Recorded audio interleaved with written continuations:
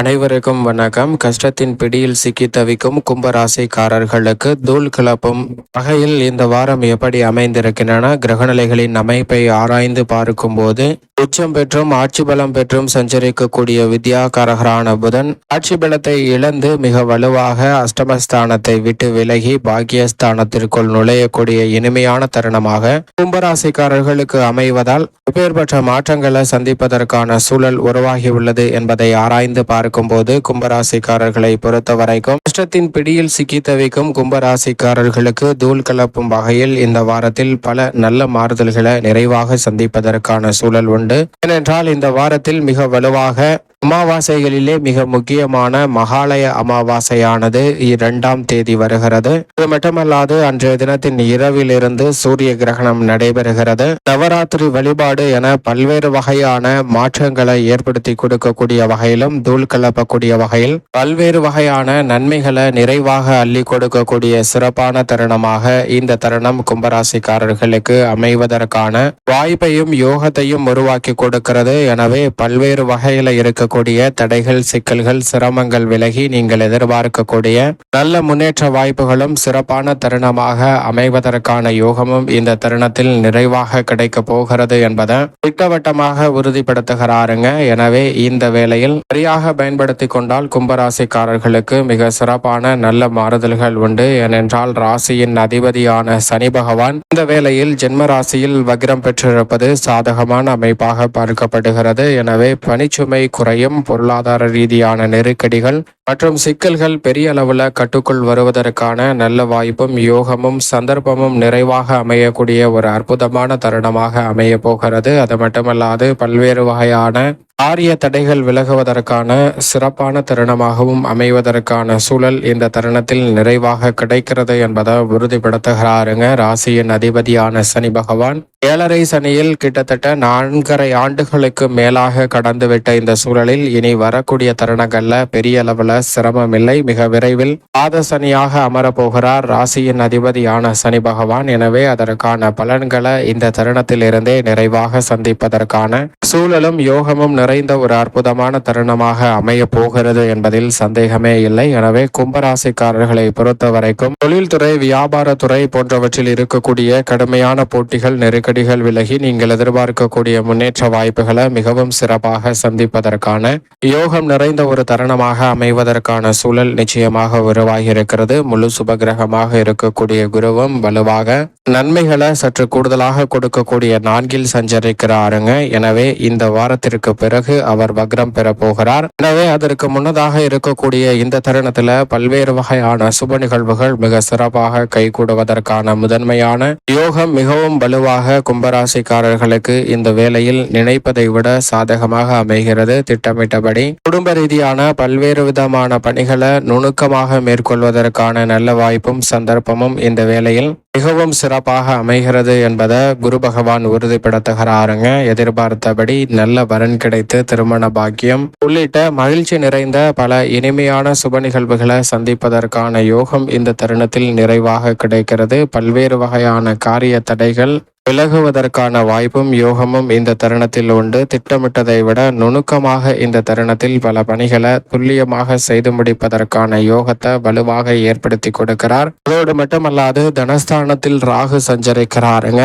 ராகு தனஸ்தானத்தில் பெரிய அளவுல சிரமத்தை ஏற்படுத்தி விட மாட்டார். ஆனால் மோட்சக்காரகரான கேது அஷ்டமஸ்தானத்தில் நிலை கொண்டிருக்கிறாருங்க. கேதுவின் ஆதிக்கத்தில் சூரிய கிரகணமும் இந்த வேளையில் நடைபெற போகிறது. எனவே அதிக கவனமும் விழிப்புணர்வும் நிச்சயமாக கும்பராசிக்காரர்களுக்கு கேதுவின் அமைப்பால் தேவைப்படுகிறது என்பதில் சந்தேகமே இல்லை. ஆனால் குருவின் சுப பார்வை பதிவதால் நிச்சயமாக பல்வேறு வகையான சிரமங்களும், முதன்மை கிரகமாக இருக்கக்கூடிய சூரியன் அஷ்டமத்தில் அமர்ந்திருந்தாலும் கூட ஆரோக்கிய தொல்லைகள் கட்டுக்குள் வருவதற்கான சாத்தியக்கூறுகளும் நிறைவாக கிடைப்பதற்கான வாய்ப்பு உண்டு என்பதை திட்டவட்டமாக உறுதிப்படுத்துகிறாருங்க. எனவே பல்வேறு வகையான நெருக்கடிகள், சிரமங்கள் இந்த தருணத்துல விலகுவதற்கான வாய்ப்பும், தூள் கிளப்பக்கூடிய வகையில் பல நல்ல சந்தர்ப்பங்களை நிறைவாக சந்திப்பதற்கான யோகமும் மிகவும் சிறப்பாக அமைவதற்கான சாத்தியக்கூறுகள் வலுவாக கிடைக்கக்கூடிய ஒரு தருணமாக பார்க்கப்படுகிறது. அது மட்டுமல்லாது இந்த வேளையில் சூரியன் அஷ்டமஸ்தானத்தில் சஞ்சரிப்பதால் எந்த பணியை மேற்கொண்டாலும் நன்கு திட்டமிட்டு செயல்படுத்த வேண்டிய ஒரு காலகட்டமாக பார்க்கப்படுகிறது. இழுத்தோம் கவுத்தோம் என்று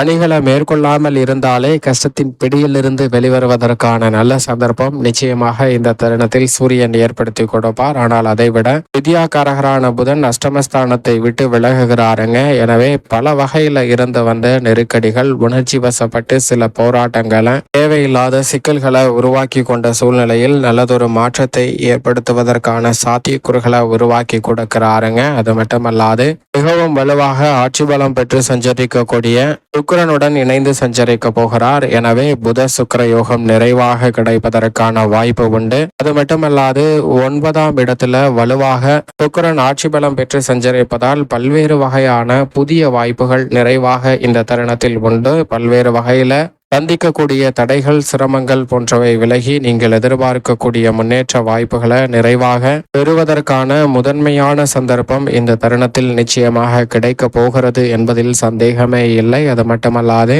கலைத்துறை சார்ந்த பணிகளுக்கு மிகப்பெரிய அளவில் அங்கீகாரமும் வரவேற்பும் நிறைவாக கிடைப்பதற்கான யோகம் இந்த தருணத்தில் கும்பராசிக்காரர்களுக்கு நிறைவாக கிடைக்க போகிறது என்பதை திட்டவட்டமாக கிரகநிலைகள் உறுதிப்படுத்துகின்றன. அதிலும் ஆட்சி பலம் பெற்று சுக்கிரன் சஞ்சரிப்பதால் தெல்ல தெளிவாக உறுதிப்படுத்துகிறாருங்க.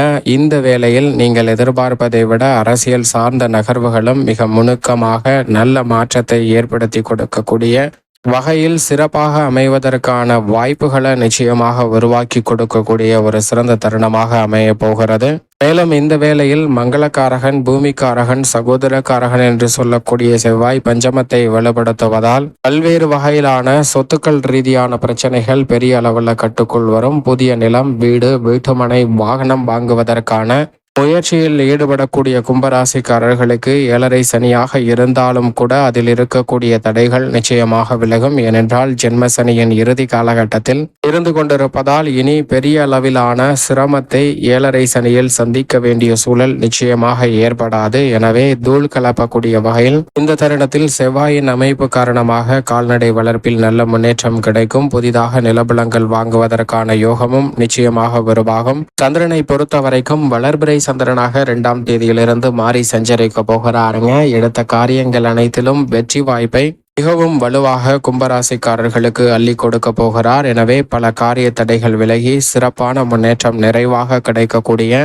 அற்புதமான தருணமாக அமைவதற்கான யோகம் கும்பராசிக்காரர்களுக்கு நிச்சயமாக உண்டு. மேலும் இந்த தருணத்தை சாதகமாக மாற்றிக்கொள்ள வருகின்ற 2ஆம் தேதி மகாலய அமாவாசையானது செயல்படுகிறது. அந்த அமாவாசை தினத்தில் முன்னோர் வழிபாட்டை, தர்ப்பணத்தை சரியான முறையில் மேற்கொள்ளுங்கள். அப்படி கொள்வதால் தங்கள் வாழ்வில் சந்திக்கக்கூடிய பல சிரமங்கள், கஷ்டத்தின் பிடியிலிருந்து வெளிவருவதற்கான நல்ல வாய்ப்பும் யோகமும் தோல் கிளப்பக்கூடிய வகையில் இந்த வாரத்தில் மிகவும் சிறப்பாக அமைவதற்கான யோகம் நிச்சயமாக கும்பராசிக்காரர்களுக்கு கிடைக்கும்.